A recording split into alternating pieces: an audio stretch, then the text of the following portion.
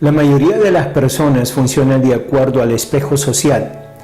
¿Es acaso este su realidad? ¿Se puede cambiar? Por supuesto que sí. A continuación, seguimos con la parte 4 de los 7 hábitos de las personas altamente efectivas con el doctor Stephen Covey. ¿Cuántos de ustedes han estado en la Casa de los Espejos de alguna feria? ¿Qué tal si esa fuera la única fuente de información que tuvieran sobre su cuerpo? Alguna absurda caricatura. Por ejemplo, yo una vez me vi sin cabello. ¿No es absurdo? La mayoría de los mapas de la gente son una función del espejo social. Viven fuera del espejo social y de su memoria. Una mamá me dijo el otro día, no puedo entender a mi hija. De repente ya tiene 17 años y es como si fuera otra persona. Nunca la había visto tan poco cooperativa, tan rebelde, tan enojada, tan poco dispuesta a ayudarnos en la casa o siquiera abrirse a cualquier influencia. ¿Qué está sucediendo en el mapa o el paradigma de su cabeza? ¿Y qué se hace con ese mapa? ¿Se actúa de acuerdo a él? En la cabeza creamos una imagen de cierta persona. Es el mapa que tenemos de ella. ¿Alguien podría repetirle lo que yo digo aquí? Inténtelo otra vez. Trate de ser más positiva. Pero mientras una persona mantenga ese mapa, esa imagen de la otra persona en su cabeza, va a tratarla de ese modo. Y cuando a uno lo tratan de ese modo, la tendencia es responder de acuerdo a cómo lo tratan. Esto se llama la profecía que se autorrealiza. La gente responde al espejo social que la rodea. Entonces le dije a esta mamá, note cómo ve usted a su hija. Bueno, no es como yo la veo, es la forma en que ella es. Potencialmente, ella es capaz de hacer mucho más. Sí, por supuesto. ¿Por qué no la ve en términos de su potencial? ¿No es su potencial parte de la realidad de su vida? ¿No es la parte más importante? Sus manifestaciones presentes, cuando ella pasa por las altas y bajas emocionales de la llamada crisis de identidad de la adolescencia, son para usted incomprensibles. Hay que cambiar el mapa, el paradigma, por una visión basada en su potencial, en el cual usted realmente cree. Sí, pero ¿qué hago con su conducta y su total indisponibilidad para cooperar, para hacer su parte? Revise su paradigma, revise el mapa que tiene de ella. Recuerdo que estuve en una situación así. Uno de mis hijos adolescentes, justo antes de entrar a la secundaria, se, se volvió problemático. No funcionaba bien en ninguna área. Atléticamente, la gente se moría de risa al ver cómo daba el batazo antes de que le lanzaran la pelota. Académicamente, no es que le fuera mal en los exámenes, no podía ni siquiera empezarlos. Y socialmente, a veces, era muy tímido. Vean la evidencia que teníamos.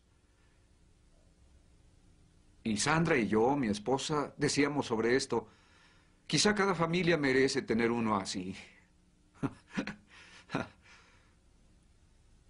Pero queremos al muchacho y nos preocupaba.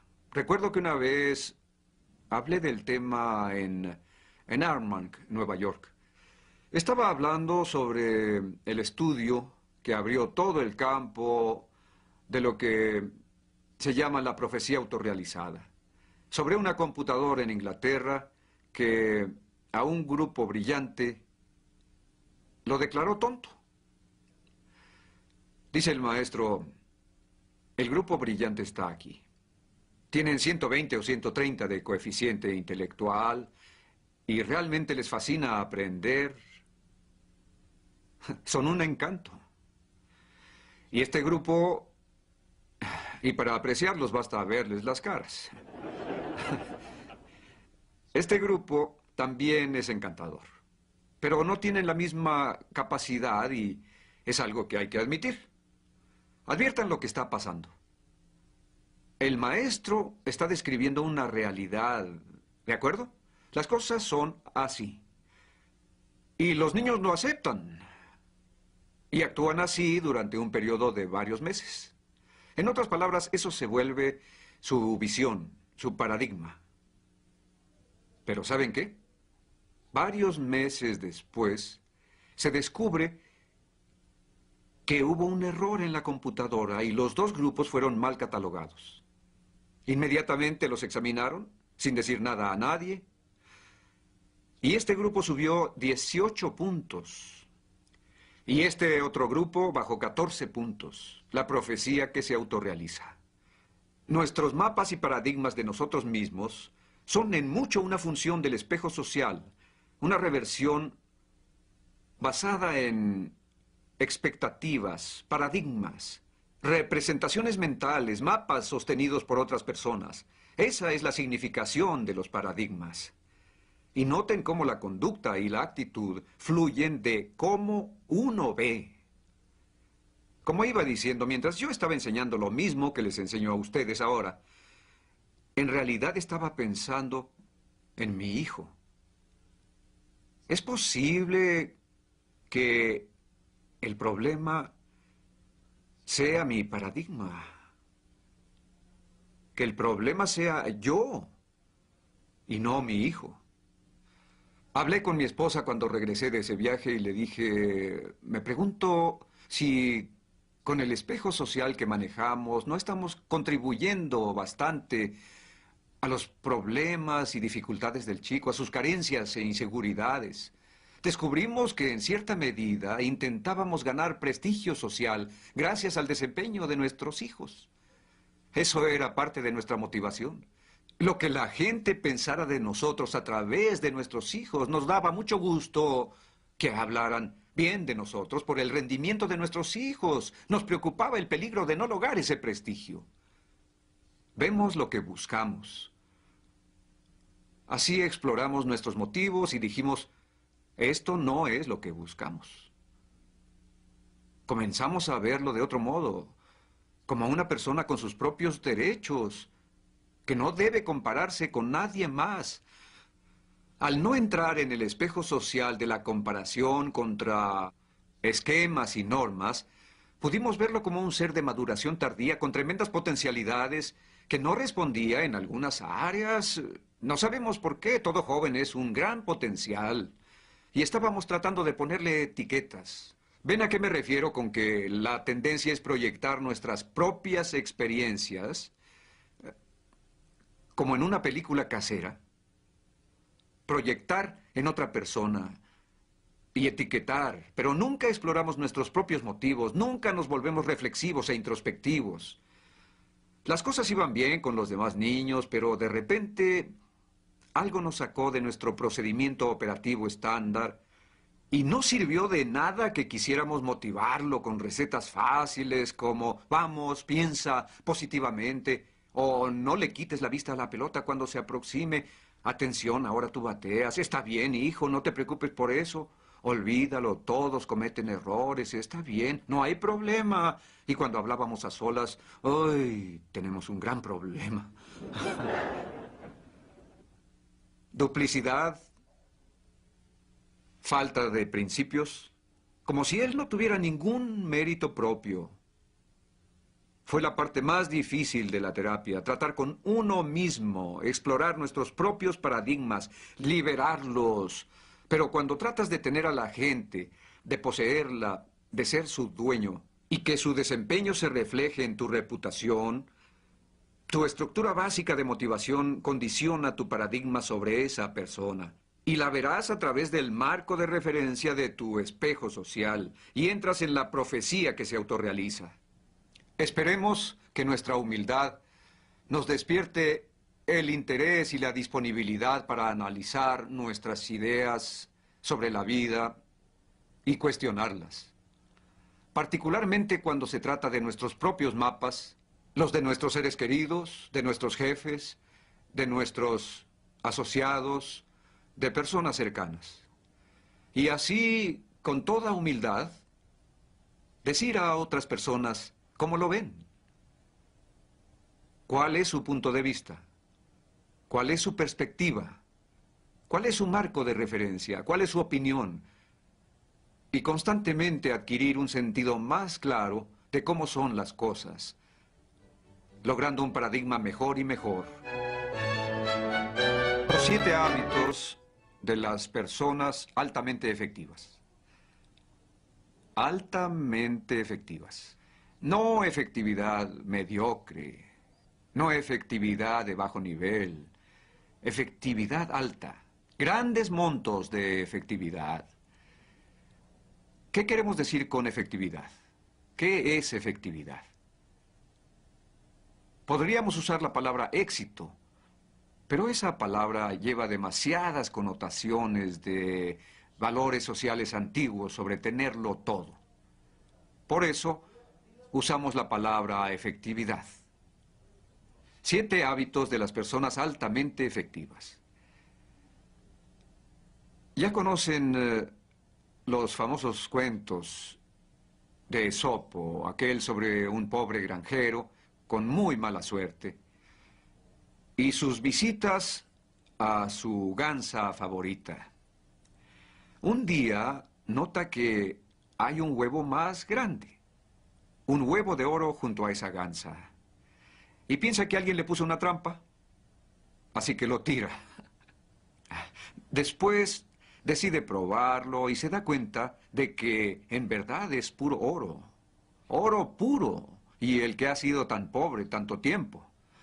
Al siguiente día, otro huevo, y al siguiente, otro. Cada día hay otro huevo de oro. Se vuelve millonario, fabulosamente millonario, pero también se vuelve muy impaciente y avaro, los quiere todos. Ahora los quiere todos. Así que mata a la gansa para sacarle todos los huevos y desde luego no encuentra nada. Creo que en esta fábula está la esencia de la definición de efectividad. Está formada básicamente de 2 cosas. Conseguir lo que quieres y conseguirlo de manera que te capacite para obtener lo que quieres una y otra vez, y otra vez, y otra vez. Le llamamos balance PCP. P es la producción de los resultados deseados. CP es la capacidad de producción. En otras palabras, la capacidad del activo para continuar produciendo los resultados. Pueden aplicar esto a cualquier campo del desempeño humano, a cualquiera. ¿Cuántos de ustedes han tenido desequilibrios en su PCP respecto a la forma de cuidar sus activos físicos, su auto, su podadora? ¿Cuántos a veces manejan su activo sin darle mantenimiento apropiado? ¿Cuántos han tenido esa experiencia? ¿Por qué? Dar atención requiere tiempo y dinero para atender a la CP, capacidad de producción. La gente que está acelerada y que tiene que conseguir lo que quiere ahora mismo simplemente maneja una máquina o un auto sin pensar en su mantenimiento, ninguna atención a CP. Eventualmente ya no hay más huevos de oro. La gansa muere. Voy a preguntarles qué harían si estuvieran en la siguiente situación en una empresa. Están a cargo de esta máquina. La máquina está produciendo bien y quieren impresionar a la dirección con su volumen de producción. Hay posibilidades reales de ascensos. Así que en realidad solo les interesa la producción a corto plazo. ¿Qué harían con esa máquina? A toda su capacidad. Tiempo completo, No CP, no mantenimiento. ¿Por qué? Es tiempo muerto. Son costos. Mantenerla funcionando constantemente son más y más y más huevos de oro. Ahora que los ascendieron, porque en la empresa hay gran movilidad, la organización continúa su crecimiento. Y entra en escena el siguiente supervisor de la máquina.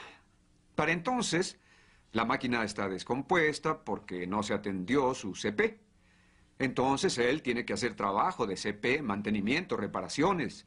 Sus costos se van así y su producción así. Mis costos, en cambio, fueron así y mi producción así. Yo escribí en tinta negra y él en roja. ¿Y qué diremos sobre mi sucesor? Que lo despidieron. Sí, es un inepto. De veras. Mientras usted estuvo ahí, hubo éxito. Y en cuanto se fue, un fracaso. ¿Y qué pasa con sus cuerpos? ¿Eh? ¿Cuántos de ustedes tienen una práctica regular de ejercicio sistemático? ¿Cuántos saben que deberían tenerla? Díganme, ¿qué va a suceder? ¿El sistema inmunológico se debilitará? ¿Se hará vulnerable a todo tipo de enfermedades? Y con la mente, con el desarrollo de la mente, aprendizaje constante, pueden volverse obsoletos muy rápido si no pagan el precio de mantenerse actualizados en su campo. Y al menos en algún conocimiento conceptual de cómo se relaciona el suyo con otros campos. ¿Ven por qué la efectividad con uno mismo, con el cuerpo, la mente y el espíritu es un balance PCP? Con cualquier activo físico, incluso financiero. ¿Cuántos han ido por la gansa de los huevos de oro alguna vez en su vida, cuando empezaron a gastar el capital en vez de los intereses? ¿Cuántos lo han hecho? Siempre es la ambición que ciega y lleva a echar mano del capital, de los fondos, de la inversión, en vez de vivir de los intereses, y así tener más de lo que se tiene y tenerlo ahora. La sola idea de negarse algo o de subordinarlo, de la disciplina que se requiere para ahorrar antes de gastar, en vez de gastar y luego verse forzado a ahorrar.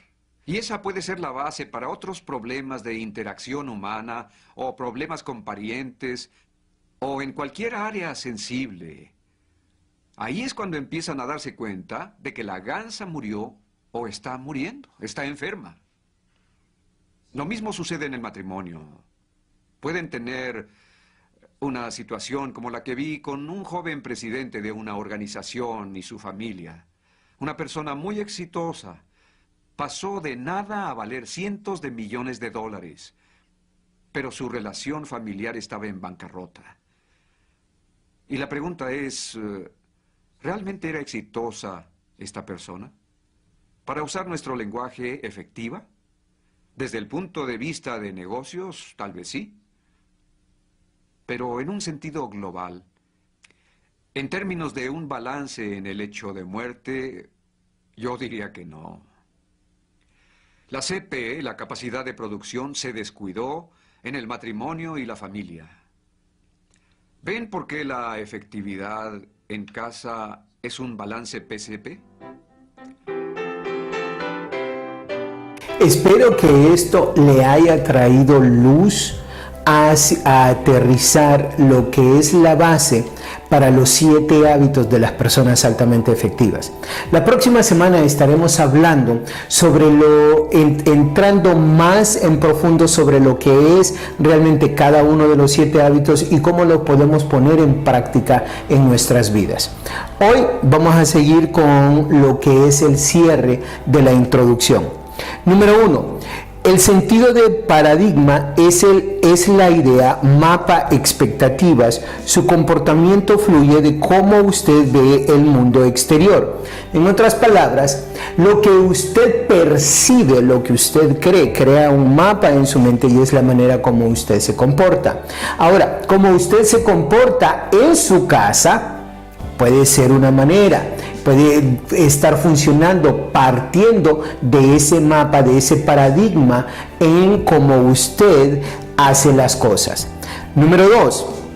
En el barrio, la ciudad, país, el problema quizás no sea una persona en específico, no sea el pastor, presidente del patronato, alcalde o diputado o incluso el presidente del país, sino de un pueblo que no asume su responsabilidad y pretende que alguien más se convierta en un genio o alguien así como un Dios.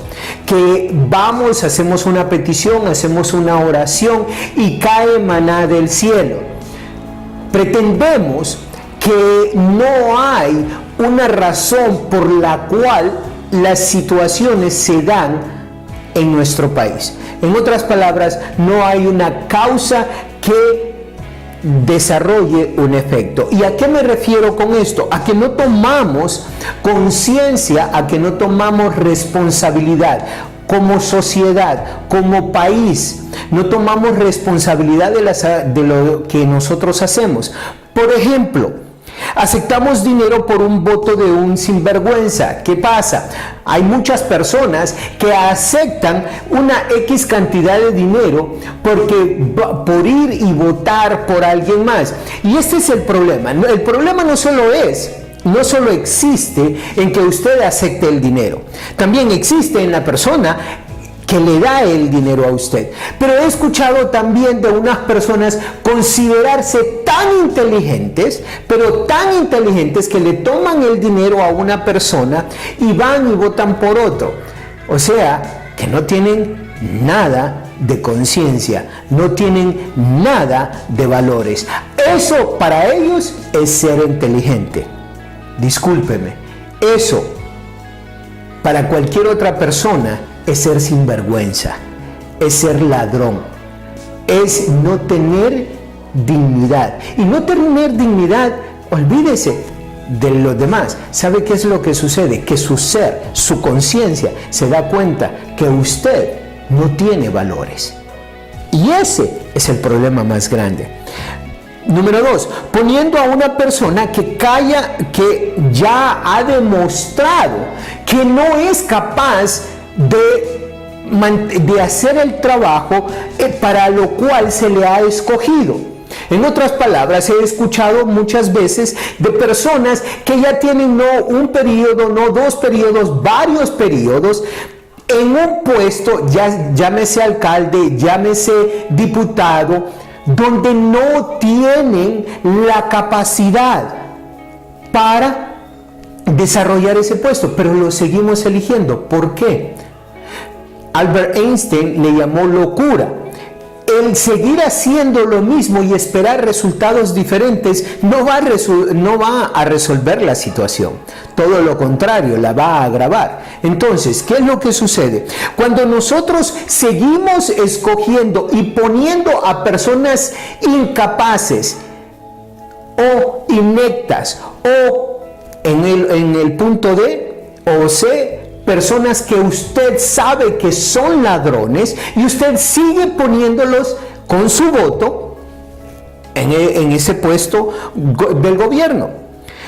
Mi esposa me comentaba que escuchaba las noticias de una persona que es transexual queriendo ser un legislador, una persona que quiere estar en el Congreso. Y me decía, ¿qué piensa usted de eso? Le digo, bien simple. La razón por qué esa persona está ahí es porque recibió X cantidad de votos. 2, si esa persona lograra llegar a representarnos en el Congreso, es un reflejo pleno de nosotros como sociedad. El culpable no es la persona, es el país, es la sociedad, somos nosotros a quienes escogemos a estas personas ahí. Y luego venimos y nos sorprendemos porque vienen y empiezan a querer pasar leyes donde tenemos que aceptar a los matrimonios gay, donde tenemos que aceptar que no se puede predicar en las escuelas, donde tenemos que aceptar que no podemos hablar de valores bíblicos. Y nos sorprende que por qué sucede eso. Hay una causa y un efecto. Y el efecto que estamos ahorita, la razón por qué nuestro país está donde está ahorita, no es la culpa de un presidente, no es la culpa de unos diputados, no es la culpa de un alcalde, es la culpa de nosotros como pueblo. Nosotros como pueblo escogemos y decidimos ser pasivos ante aquellas cosas que nosotros sabemos que no son correctas o hacer algo al respecto. Y punto C, que quiero poner bien claro esto, no es que Dios no pueda hacer un milagro, no es que Dios no quiera hacer un milagro, pero lo que sucede es que nosotros mismos nos seguimos rebelando en contra de su voluntad al no vivir de acuerdo a los principios, a los valores que Él nos da. Y nos sorprende de por qué nuestra sociedad está donde está. Número 3, cuando trato de poseer o adueñarme de una persona y que su desempeño sea un reflejo de mi reputación. ¿Y a qué me refiero a esto? Usted escuchó el ejemplo del señor Stephen Covey, donde hablaba de su hijo, lo que sucedía con él. Ahora, yo lo voy a traer un poquito a nuestra sociedad. Ya él nos dio un ejemplo de lo que sucede en la casa. Vamos a traerlo a la sociedad.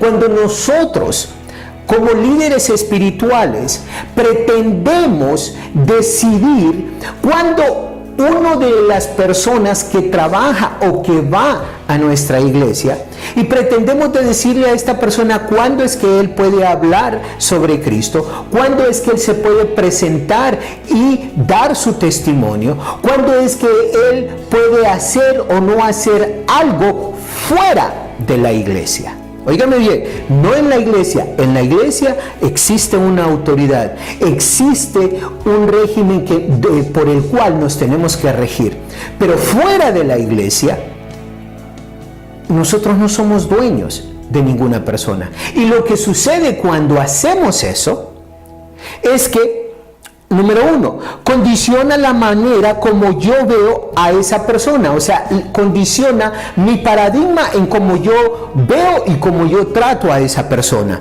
Número 2, ella no puede funcionar de acuerdo a los talentos que Dios le dio. O sea, en otras palabras, nosotros tomamos el puesto de Dios y le empezamos a decir a esa persona, ¿sabes de qué? Tú vas a funcionar de esta manera, de la otra manera cuando estés fuera de la iglesia. En otras palabras, esa persona no tiene Dios, no tiene el Espíritu Santo que le guíe. Somos nosotros. Nosotros nos convertimos en Dios en ese momento. Y antes de que se enoje, antes de que se moleste, quiero que tome un tiempo y medite sobre lo que esto significa. Número C, pongo limitantes tanto en ella como en mí, en cómo vamos a funcionar, cómo vamos a permitir que Dios trabaje tanto en mi vida como en la vida de esa persona, como en la sociedad como tal. Número 4, lograr el ser efectivos. La definición de ser efectivos, lograr conseguir lo que uno quiere. Parte número 1. Parte número 2, que te capacites para lograr lo que quieres una y otra vez. En otras palabras, lograr ser eficientes significa el saber qué es lo que quiero lograr, tener en mi mente una fotografía clara, qué es lo que quiero lograr, disciplinarme hacia lograr eso a lo que yo he decidido lograr. De acuerdo, recuerde siempre basado en los principios y en los valores bíblicos, siempre basado y guiado por el Espíritu Santo. De eso se trata. Ahora, el doctor Stephen Covey nos habla del PCP, que significa la P, producción de los resultados deseados. Eso significa la P, producción de los resultados deseados. La CP significa capacidad de producción. Ahora, tenemos que producir, tomar acción para producir. ¿A qué me refiero con esto? Hace unos cuantos días, creo que fue ayer, donde mencionaba que tendemos a crear esta idea de que tenemos que para ser santificados, tenemos que estar 7 días a la semana en la iglesia. Y no hay nada más lejos de eso. ¿Qué es lo que sucede cuando eso pasa? Tendemos a no ser productivos, porque descuidamos nuestro trabajo, descuidamos nuestra vida personal, descuidamos la vida en nuestro hogar. Le decía yo, eso desde el punto de vista bíblico no es santificado. No se trata de que usted sea más santo. A eso se le llama no ser eficiente. ¿Por qué? Porque estamos pensando o malinterpretando que las acciones que nosotros hacemos nos van a santificar. Y no me malinterprete, no significa que no transformemos nuestra manera de ser, nuestra manera de comportarnos de acuerdo a la voluntad de Dios. Tiene que haber una transformación, pero no son las obras. No es la apariencia de que el pastor, de que la gente en la iglesia mire qué tan involucrado o qué tantas cosas hago, cuando mi corazón y mi mente no están en eso, no han sido transformados. El punto B, dar atención requiere de esfuerzo. Eso significa que tenemos que dar esfuerzo, toma un esfuerzo tanto a lo que nosotros hacemos en la iglesia, en la casa, en nuestro trabajo. Requiere de un esfuerzo, requiere de tomar conciencia. Punto C, requiere de dinero, conciencia, disciplina y enfoque. Recuerde esto. Requiere de un esfuerzo, tomar conciencia, tener la disciplina y el enfoque hacia lo que se quiere hacer. Punto número 5. Mantener la máquina produciendo todo el tiempo produce más, pero si no se le da mantenimiento, tarde que temprano va a arruinarse. Y funciona tanto con la maquinaria como con el cuerpo físico, como con el ser humano. Si seguimos solo produciendo y no le damos mantenimiento, no le damos el descanso, no le damos la nutrición, no le damos la atención necesaria, tarde que temprano va a tardar de producir, va a parar de producir. Número 6. La idea es que si usted se autodenomina cristiano, esta es la idea. Si usted se autodenomina cristiano, mantenga esto en mente. 1. Usted es cristiano 24/7. ¿Qué significa esto? Que usted es cristiano 24 horas al día, 7 días a la semana, 365 días del año. No cuando está en la iglesia únicamente. Punto B. Cuando se le presenta la oportunidad, comparte qué es lo que Dios ha hecho en su vida. Comparte usted con las demás personas lo maravilloso que Dios está haciendo en su vida. C. ¿Es usted el mejor empleado donde usted trabaja? En otras palabras, algo que lo tiene que diferenciar a usted entre el resto de los empleados es la manera como usted trabaja, la disciplina que usted tiene, que usted llega a tiempo, usted llega más temprano. Los americanos tienen este dicho, que llegar temprano es hacer lo que todo el mundo hace. Llegar antes de la hora es hacer la diferencia. El trabajo como usted lo hace de una manera de excelencia. Punto D. Su carácter demuestra que es usted un hijo de Dios.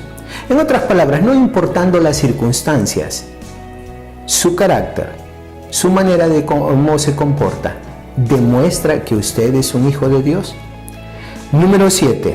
Esperamos que espero que esto le ayude y que seamos lo suficientemente humildes para detenernos un momento y empezar a ver, punto A, nuestras creencias sobre quién es Dios. Dicho sea de paso, los domingos a las 7 de la mañana estamos tratando justamente eso. ¿Qué es lo que piensa usted de Dios? De nuevo, a las 7 de la mañana, los domingos, estamos tratando justamente eso. ¿Qué es lo que usted piensa de Dios? Pero no estaría nada mal que se detuviera y pensara cuáles son las ideas, cuáles son los paradigmas que usted tiene de Dios. Punto B. ¿Nuestros valores están alineados de acuerdo a los principios de Dios o están alineados de acuerdo a una religión, a una denominación, a un edificio donde vamos a alabar a Dios, a un pastor o a un partido político o a un candidato o a mi estilo de vida? ¿Cómo están alineados sus valores?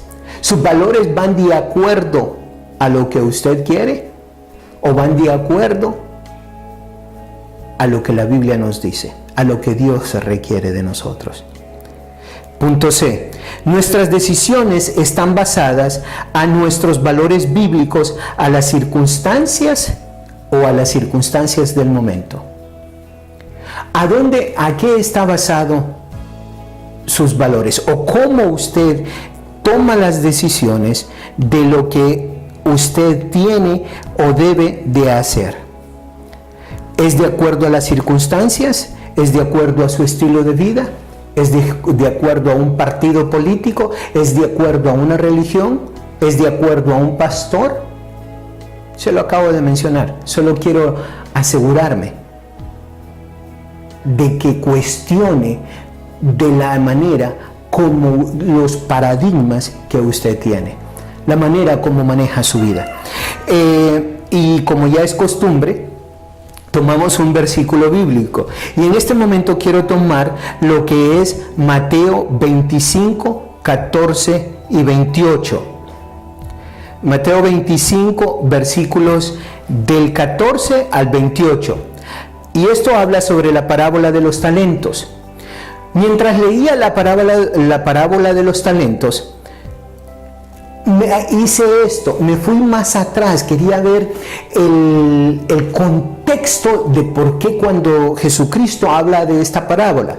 Y justamente antes de la parábola de los talentos también habla de la parábola de las vírgenes que están esperando a su esposo.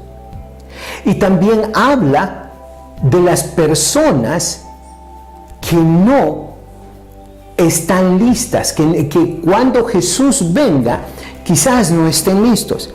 Pero bueno, escucha el versículo 14, dice: porque el reino de los cielos es como un hombre que, yéndose lejos, llamó a sus siervos y les entregó sus bienes.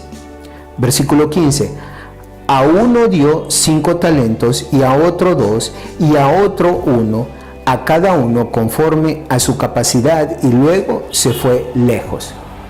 Y usted ya ha escuchado esta parábola una y varias veces. Mi pregunta es esta: ¿qué está haciendo usted con los talentos que usted tiene? ¿Los tiene ocultos?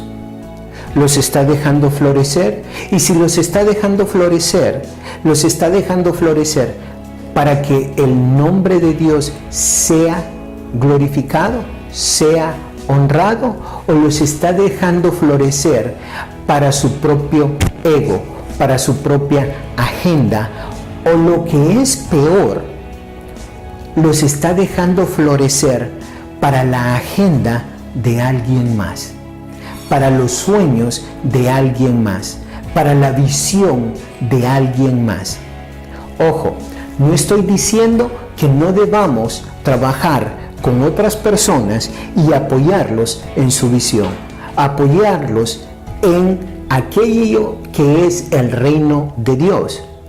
Lo que estoy diciendo es esto: si sus talentos usted los está usando, óigame bien lo que le voy a decir, ponga atención a esta parte. Si sus paradigmas, si sus ideas, si sus dones, usted los está poniendo a trabajar para que otros realicen sus sueños, realicen sus visiones. Esos sueños, esas visiones, ¿están alineados con la voluntad de Dios? ¿O están alineados con el ego de alguien más? El lunes estaremos hablando sobre lo que la visión del Ministerio de Transformación Elohim. Estaremos hablando sobre lo que es una conexión con Dios, la visión que tenemos con una conexión con Dios y hacia dónde vamos. Le invito a que no se pierda el lunes el programa y que invite a otras personas, porque estaremos dando a conocer la visión, la misión del Ministerio de Transformación Elohim, de una conexión con Dios. Acuérdese, el domingo, 7 de la mañana, la idea, la filosofía, el concepto que usted tiene de Dios determina cómo usted se comporta. Que Dios me le bendiga.